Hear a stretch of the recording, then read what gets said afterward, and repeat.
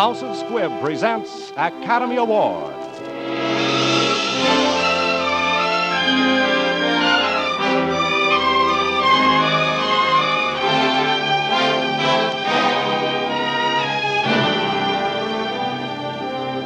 Every week, Squibb brings you Hollywood's finest.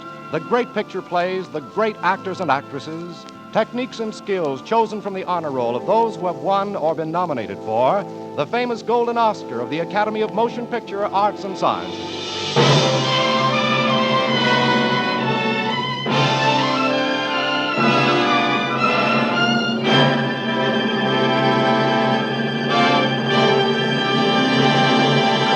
And now, E.R. Squibb & Sons, manufacturing chemist to the medical profession since 1858, bring you the distinguished actress Irene Dunne, who has 4 times been nominated for the Academy Award as Best Actress of the Year.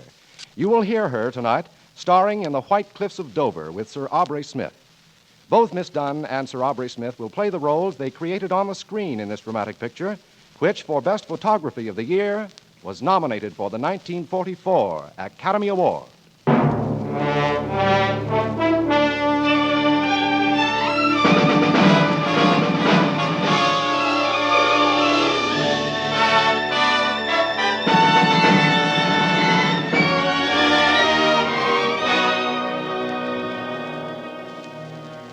I have loved England dearly and deeply since that first morning, shining and pure, the white cliffs of Dover I saw rising steeply out of the sea that once made her secure.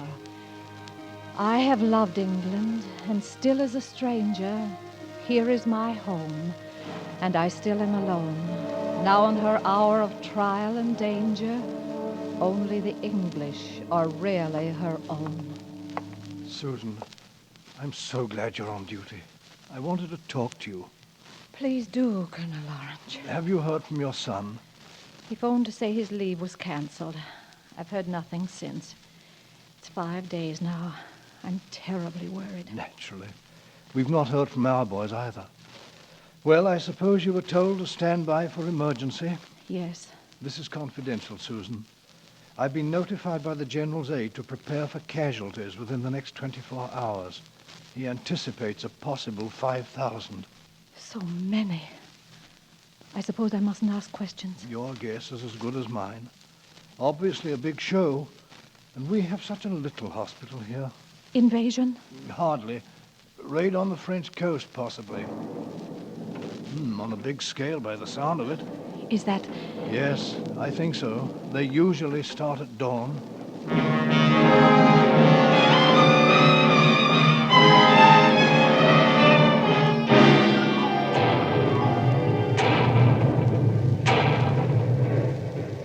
Cigarette? No, thanks. I don't seem to want it. Guess I'm hit all right. No pain? No. Maybe it's like this before you. Funny to think of coming all the way from Iowa to die in a place like this. What do they call it? Dieppe. Yeah, Dieppe. You're English, aren't you? More or less. My mother was American. You're wounded, too. Bad? I think so. Well, we're out of it. Yes. But I say, better start rolling away. A Nazi dive bomber.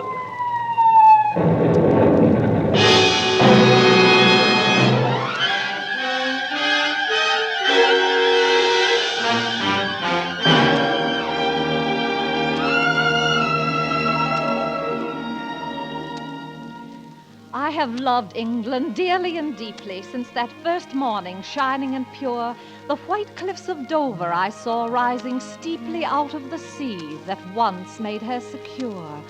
I had no thought then of husband or lover. I was a traveler, the guest of a week.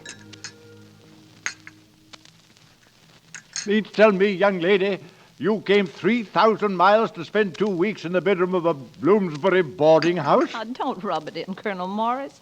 But, my dear child, you must stay over. See something of England. Why, this is April 1914. Well, I've seen a great deal of London.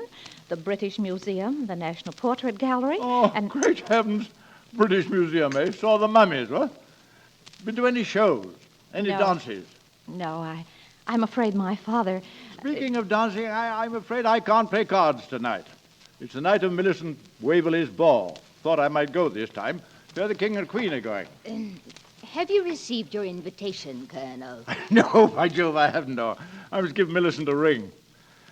Care to come to this shindig with me tonight? You mean... I don't know if that sort of thing interests you, but everybody will be there, from the King down.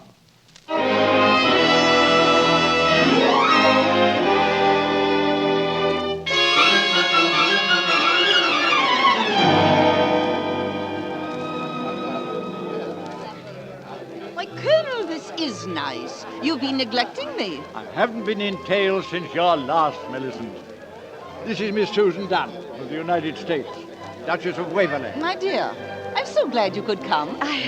Oh, thank you. Nothing less would have brought this old bear out. See that he gets you some acceptable partners.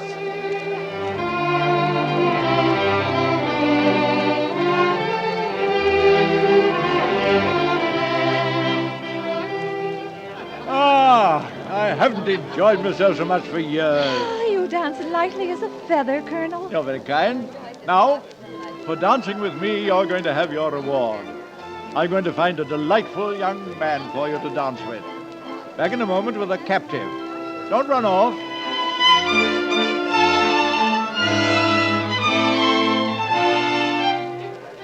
John Ashwood! Oh, well met. The very man I'm looking for. Glad to see you, sir. Oh, it's been ages. I brought a girl. Oh, charming girl. Promised her a topping partner. Now, you'll fill the bill. Well, fact is, sir, I have a sort of appointment. Bertie's cousin from Australia. Girl I've never seen. He can't get here till later. I promised I'd take care of her. Well, how are you going to find her if you've never seen her? I'm to wait in the Adam room. It's early yet, but I want to be the first on the scene. In the Adam room, eh? You know where the Adam room is? See there, my boy. That double door behind the palm. That's what you're looking for. Oh, thank you, sir. I'm sorry I can't oblige, but duty must be done, eh? Oh, of course. Well, good hunting.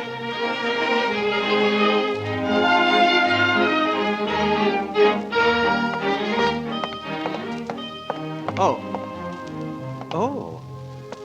Hello. You must be Bertie's cousin, Nancy.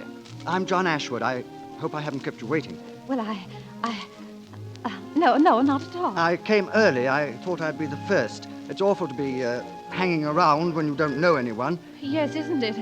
Oh, I suppose the Colonel sent you. No, Bertie sent me. He told me to tell you that he'd be late. He's detained at the Foreign Office. The weekly crisis, I suppose. He said you were not to wait supper for him, but to try and behave as if I were he. Do you think you can? Well, yes, I'm sure, quite easily, but I'm afraid... I hear this is your first visit to England. Yes, it is. And you're not staying very long. No, indeed. No time at all. In fact... Oh, that's too bad. We must make the most of it, mustn't we? May I have the pleasure of this dance? Why, yes, I should love to.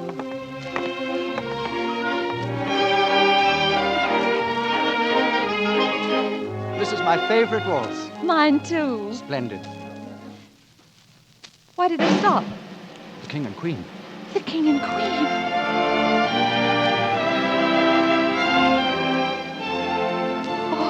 Oh, what shall I do? Just curtsy. But Here they come.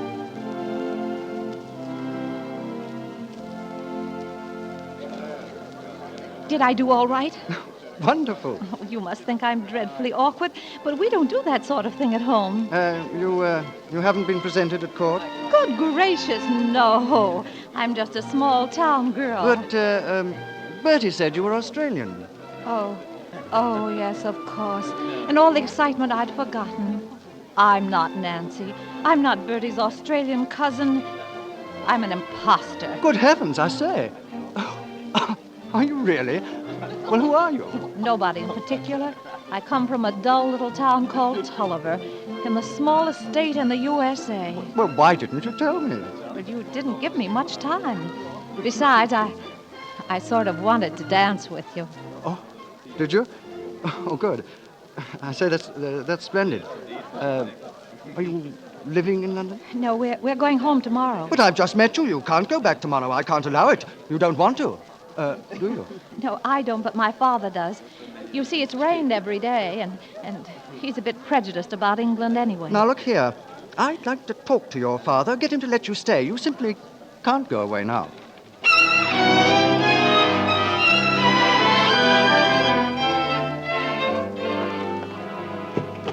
Good morning, Miss Dunn. Oh, dear. Good morning, sir. I know this is not an opportune moment, and I hope you'll forgive me. Father, this is Sir John Ashwood.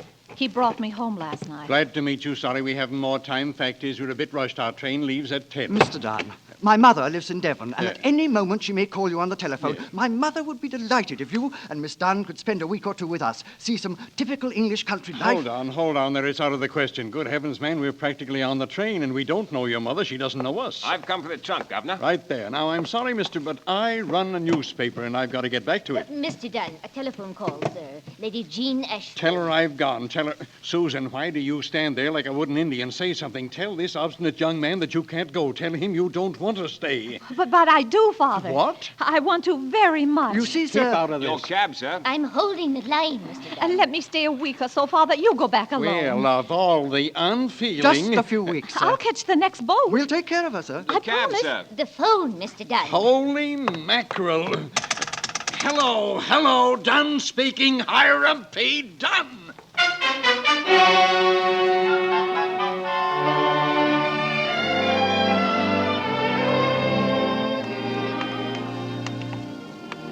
And this about winds up our tour of the old place, Sue.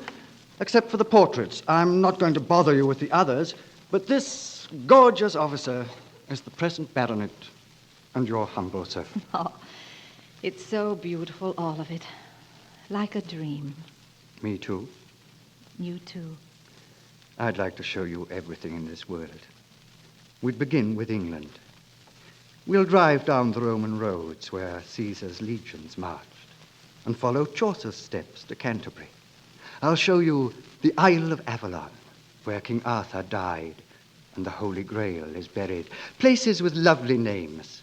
St. Just of Roseland, where Henry VIII honeymooned with Anne Boleyn, and Tintagel, where Iseult waited for a white sail. Jolly places.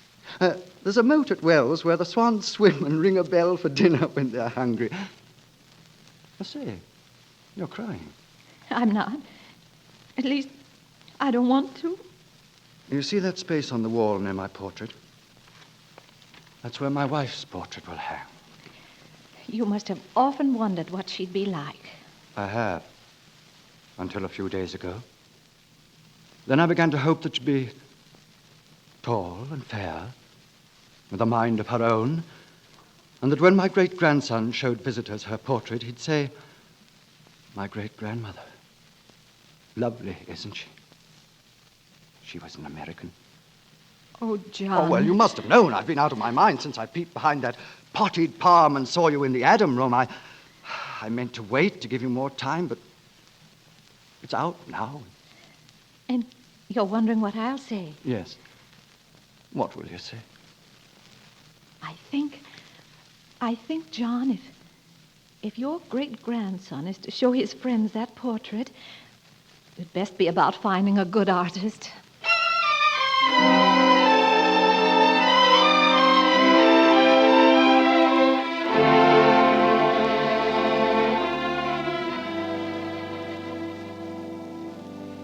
And the stars brighten, and their eyes are clear to see God's image in their common clay. Is it the music of the spheres they hear in this sweet prelude to that noble play, the drama of joined lives?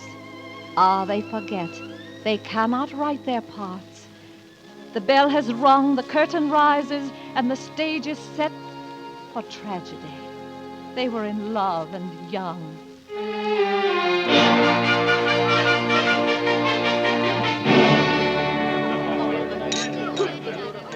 My darling, the car's waiting. You'd better slip away and change. I will, but I'll dread each wasted moment away from you. Oh, it was the most wonderful wedding in the world. I shall never, never, never marry anyone but you. I swear it. I say a toast. Yeah. I think it's high time we drank to the union of the old world and the new, to our dear young friend and the charming lady who said with Ruth of old, "Thy people shall be my people."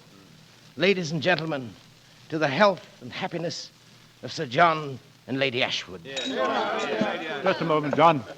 Forgive me, I'm late. Forgive me for bringing bad news. John, this came for you. Telegram from the War Office. John, what is it? What is it, Colonel? A joke? No joke, sir. England's at war.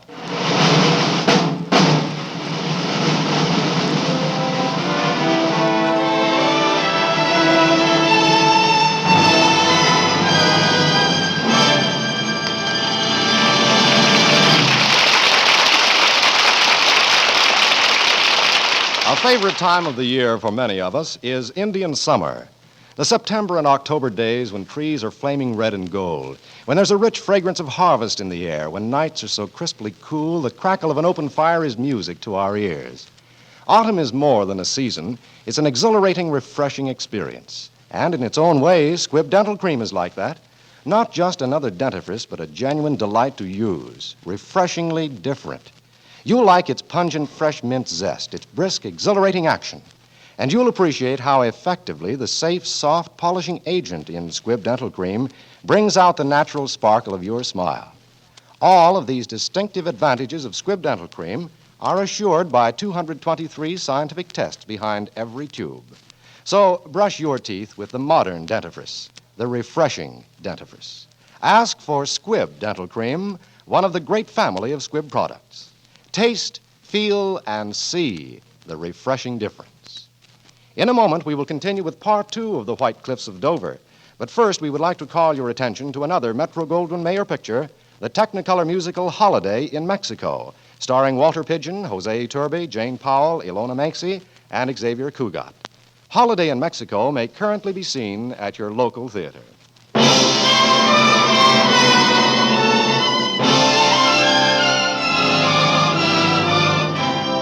And now the House of Squibb presents part 2 of Academy Award, starring Irene Dunne in The White Cliffs of Dover with Sir Aubrey Smith.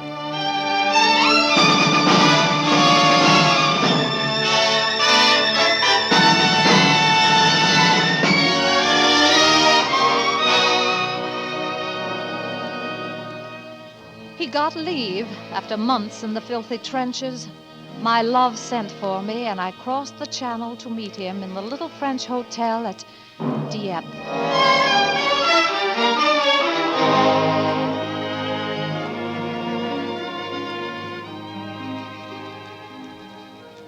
We heard the sea murmur. We saw the full moon wane, knowing that our happiness might never come again. I, not forgetting till death do us part, was outrageously happy with death in my heart.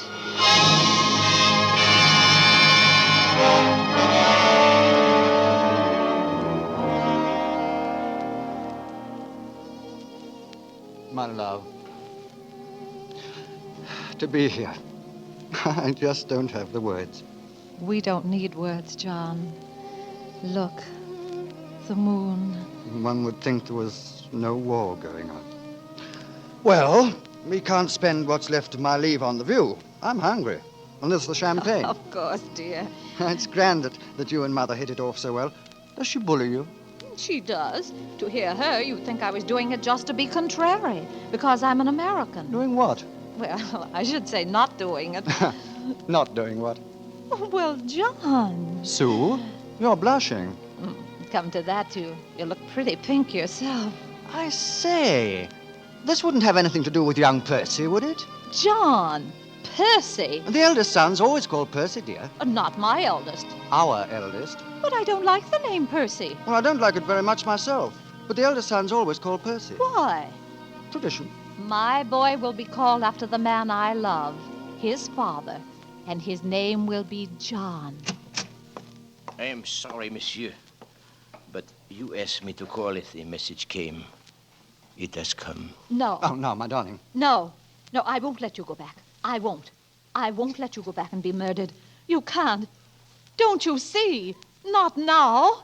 Oh, my darling.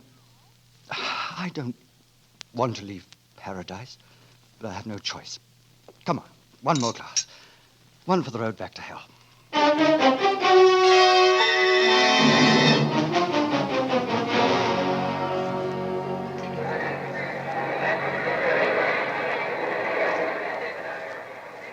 Susan, my dear.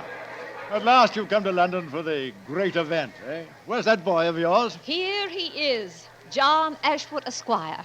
So this is John's boy. And mine too, Colonel. Fine lad. He looks like John. If it hadn't been for me, you know, I have a bit of a share in this young fellow. Of course, dear friend. You brought us together that wonderful night at the ball. Here they come.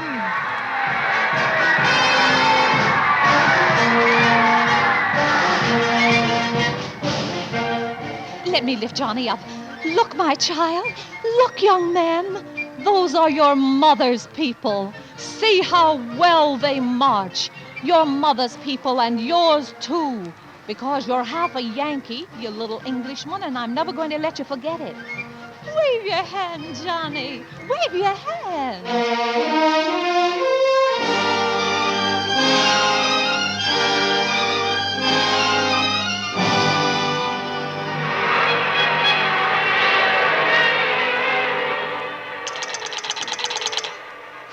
I say, I can't hear you. Hello? Hello? Ashwood? Is that the manor house? Who is this? Oh, I can't hear. Infernal racket here. I say, have you heard the news? Oh, pity. Thought I'd be the first to tell you it. Wonderful, it's over, eh? Yes, armistice. You should hear it here in London. The town's gone mad. Let me speak to her. Lady Ashwood, I mean. Huh? I don't hear you. Speak up. What? Oh, no. Oh, my God. Oh. Great heavens. No. What can I say? What can I say? John dead?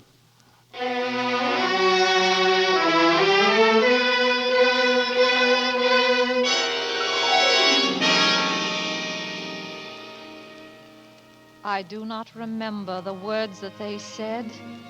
Killed, Duer, November. I knew John was dead. All done and over that day long ago. The white cliffs of Dover, little did I know. Ah, look at the fat legs of him. I declare I never saw one grow so fast. Not yet a year old. Yes, he's fine and strong, my baby. He'll grow up tall and straight, and he'll go into the army. The eldest sons always go into the army. It's a family tradition. A tradition to die young in a country not your own. A tradition to die young for honor and glory.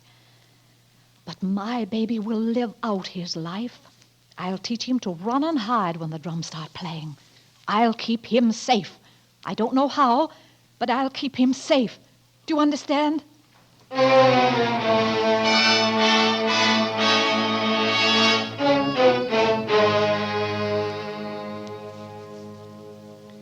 And then again, to see in anguish and in doubt the lights of Europe falter and go out.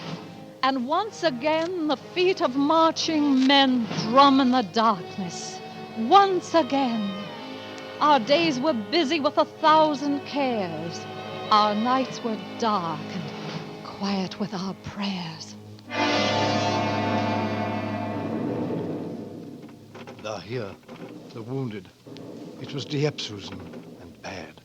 Only a handful have come back. Not my boy? Yes, Susan. He was there. Where is he? In there on the cot. My John? At Dieppe? Oh, no. Susan. How bad is he? Bad. How long? A few hours. Hello, Mother. John. I have a letter an American boy gave me before we got it over there at Dieppe. Mail it, will you? It's not readable, I'm afraid. Oh, yes, bloody, you mean. Will you write her another? Yes, dear. Good. You know, it's funny to think I never saw your home. I wish I had. And then I'd know how close we were. The chap, that American... Yes. He said he'd really start to fight the day the war ended. For a good peace. A peace that would stick. That nobody could kick around. You see, he didn't know he was going to die. He didn't know.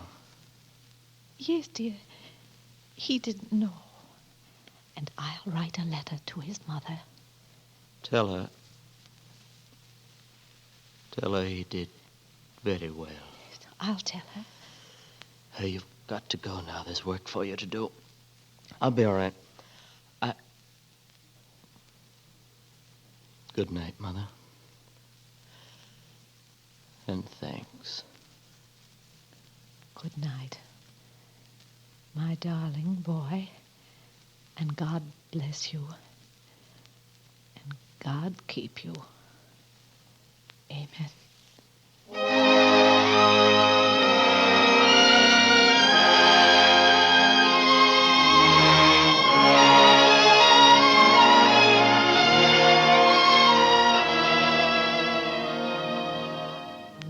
I have loved England dearly, and dearly too, husband and son.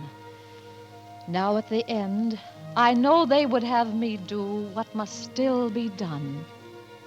I was American born and American bred from a hickory shore. We shall not turn away from the dead as we did before. We shall not turn away till the air is bright and the day is set. They had a dream like glory and morning light, and we have it yet.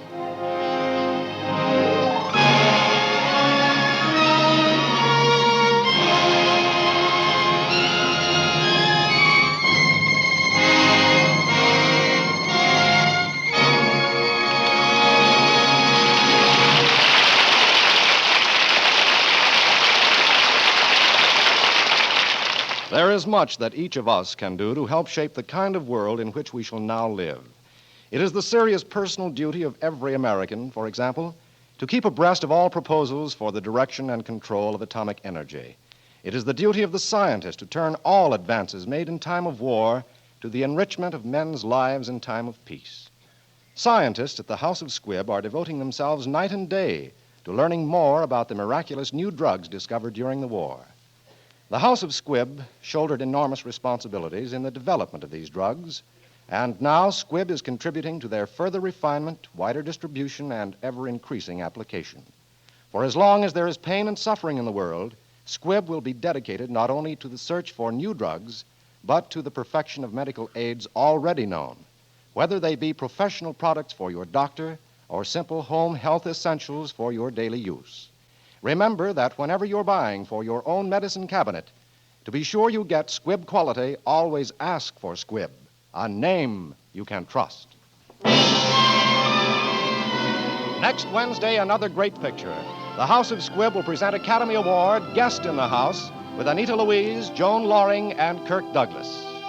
Today's performance of The White Cliffs of Dover was written for radio by Frank Wilson, with an original musical score composed and conducted by Leith Stevens.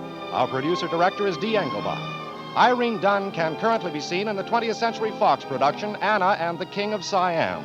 Sir Aubrey Smith is soon to be seen in the Cecil B. DeMille Paramount production, Unconquered. This is Hugh Brundage bidding you good night until next Wednesday at the same time, when you're invited to listen again to Academy Award, presented by the House of Squibb, a name you can trust. This is CBS, the Columbia Broadcasting System.